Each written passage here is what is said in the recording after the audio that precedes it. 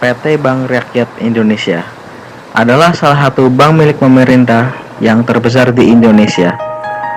Pada awalnya, Bank Rakyat Indonesia didirikan di Purwokerto, Jawa Tengah oleh Raden B. Arya Wiraatmaja dengan nama Bank Bantuan dan Simpanan milik kaum priai Purwokerto, suatu lembaga keuangan yang melayani orang-orang berkebangsaan Indonesia atau pribumi.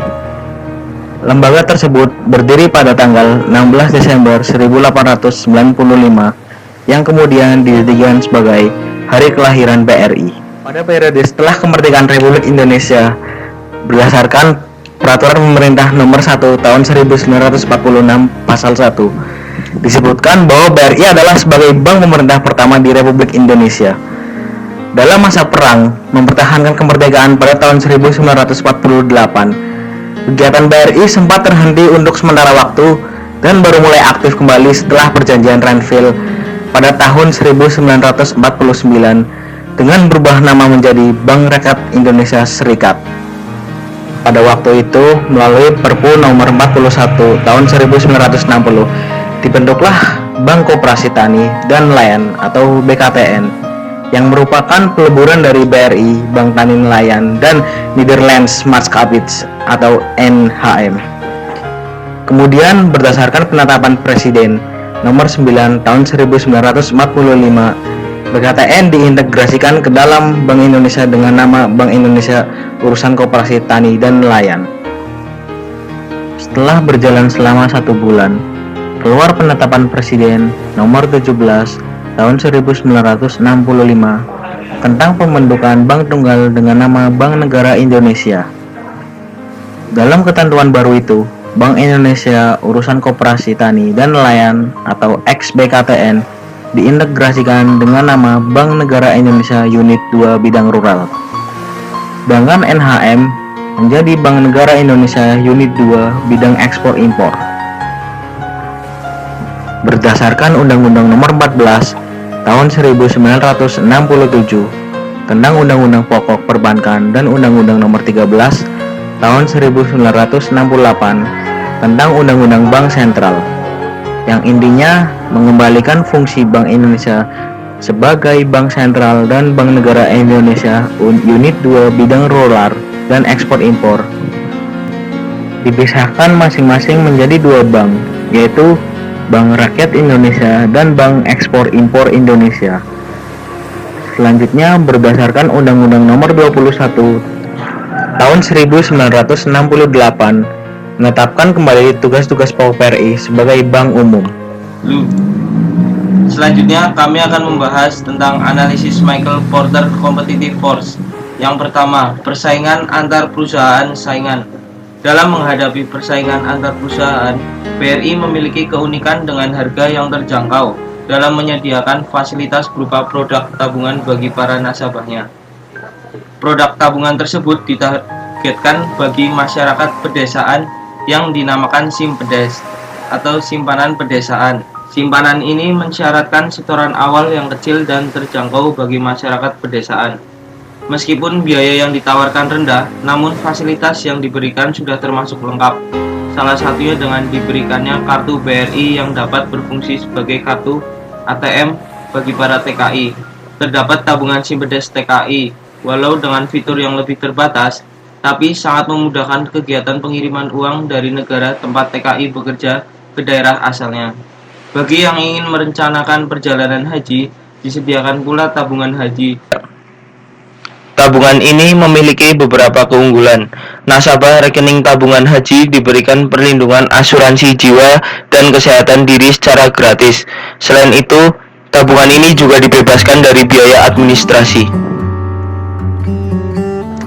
Dan yang kedua, potensi masuknya pesaing baru. Dalam industri perbankan jarang muncul pesaing baru karena dibutuhkan modal yang besar dengan resiko yang tinggi, sehingga sebagian besar investor yang ingin membuka usaha lebih tertarik pada usaha yang sedang tren saat ini, yakni di bidang teknologi. Oleh karena itu, BRI lebih fokus untuk bersaing dengan pesaing yang ada saat ini dengan berusaha untuk menjadi bank nomor 1 di Indonesia. Yang ketiga, potensi pengembangan produk-produk pengganti. Dalam industri perbankan tidak ada produk karena yang diberikan adalah pelayanan jasa keuangan. Kemudian yang keempat, daya tawar pemasok. Dalam industri perbankan tidak ada tawar-menawar di antara pemasok. Dan yang terakhir, daya tawar konsumen. Dalam industri perbankan, konsumen tidak dapat melakukan tawar-menawar karena harga telah ditetapkan oleh bank berdasarkan harga pasar. Rencana strategi Bank BRI pada tahun 2015. Pertama, pengembangan New Internet Banking.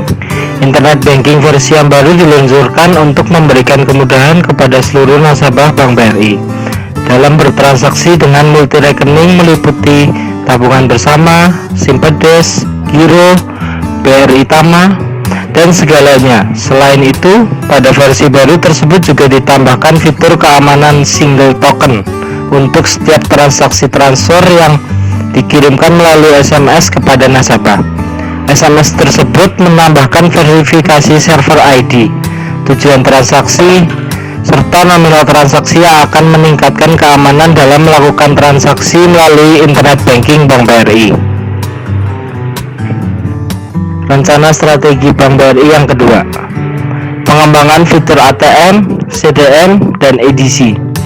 Penambahan fitur e-form yang ditujukan untuk menyederhanakan proses pembukaan rekening. Rencana strategi Bank BRI yang ketiga, pengembangan sistem informasi e-learning dan e-library. BRI Smart pengembangan sistem yang ditujukan untuk memudahkan penyebaran informasi atau kebijakan internal secara online sebagai salah satu bagian dari Knowledge Management System.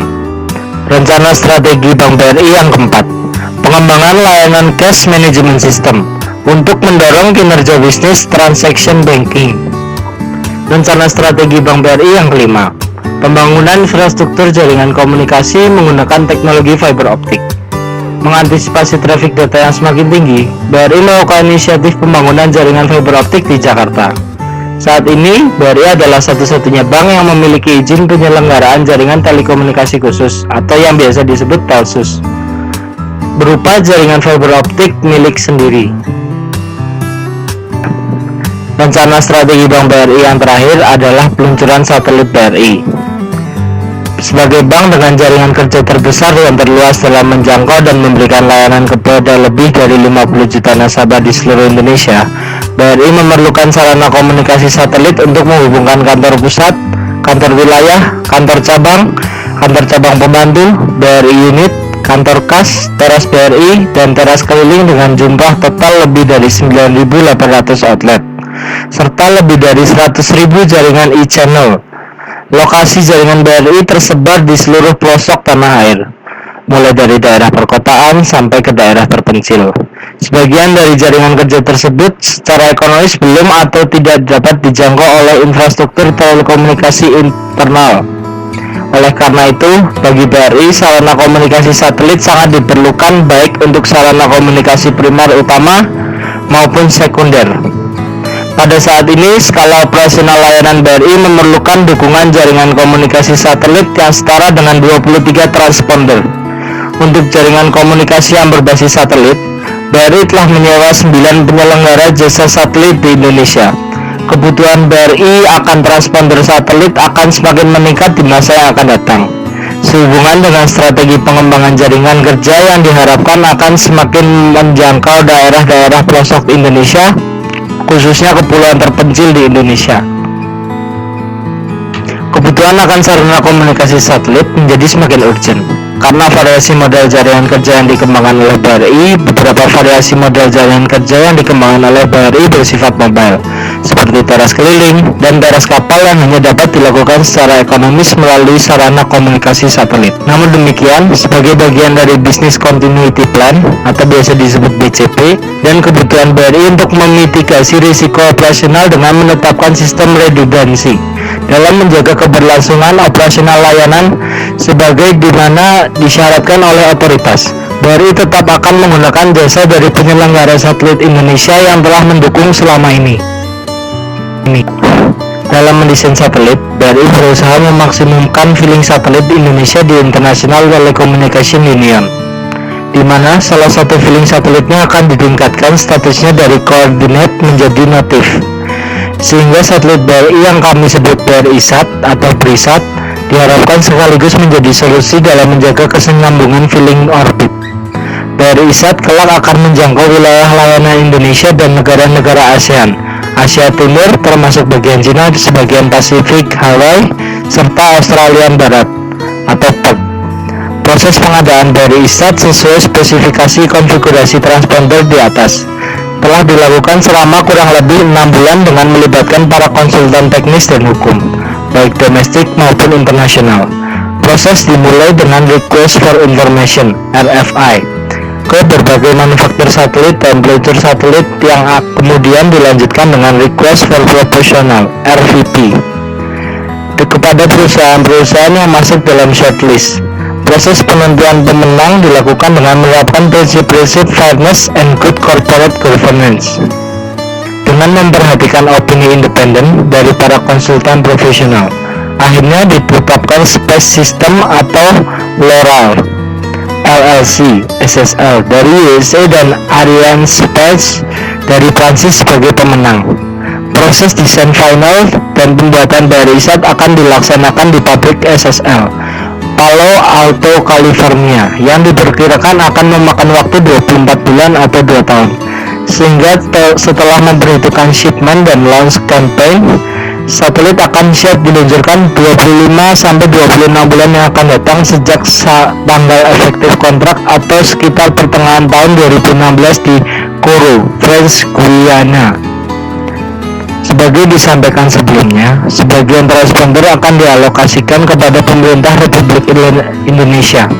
Oleh karena itu, selain digunakan untuk mendukung operasional BRI ISAT juga dapat dimanfaatkan oleh pemerintah untuk komunikasi langsung dengan atau antar kantor perwakilan Indonesia di negara-negara yang terjangkau: Cina, Hong Kong, Jepang, Kamboja, Korea Selatan, Macau, Malaysia, Myanmar, Taiwan, Thailand, Filipina, Singapura, Vietnam, dan sebagainya.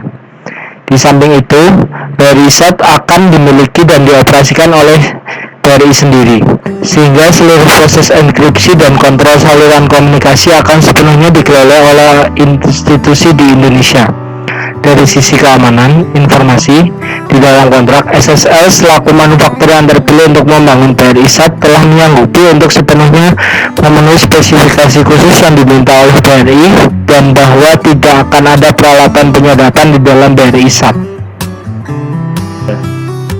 Di sini kami akan membahas analisis SWOT dari Bank BRI. Yang pertama yaitu strength atau kekuatan. Yang pertama yaitu memiliki satelit. Yang kedua yaitu sebagai bank milik pemerintah yang mendukung visi pemerintah dalam membangun ekonomi masyarakat. Yang ketiga, status badan hukum berupa perseroan atau PT dan berfokus pada bisnis usaha mikro kecil dan menengah. Yang keempat yaitu komitmen menjalankan good corporate governance pada setiap usaha BRI dalam membangun pemahaman, kepedulian, komitmen semua organ dan seluruh jajarannya. Yang kelima yaitu saham yang sudah go publik sebesar 30% kepemilikan saham pada publik dan sahamnya diperdagangkan di pasar modal. Yang keenam yaitu hubungan baik dengan lembaga keuangan internasional dan otoritas moneter. Yang terakhir adalah nama BRI yang sudah melekat pada masyarakat. Kemudian yang kedua yaitu weakness atau kelemahan. Kelemahan yang pertama yaitu koordinasi yang belum berjalan dengan baik dari pusat hingga unit terkecilnya. Yang kedua yaitu kualitas pelayanan yang masih rendah. Dan yang terakhir, lemah pada pengadaan dan kontrol IT di tubuh BRI. Dan yang ketiga yaitu opportunity atau peluang. Peluang yang pertama yaitu keluarnya kebijakan pemerintah pada penyaluran kredit kecil mikro. Yang kedua yaitu pertumbuhan ekonomi yang mulai meningkat. Dan yang ketiga, memiliki lebih dari 5.000 kantor unit yang tersebar di seluruh daerah. Dan yang terakhir yaitu threat atau ancaman. Ancaman yang pertama yaitu adanya deregulasi perbankan sehingga banyak bank baru yang menjadi kompetitor BRI. Yang kedua yaitu BPD yang terus berkembang sejalan dengan otonomi daerah. Yang ketiga, krisis ekonomi global, ancaman likuiditas yang masih cukup tinggi.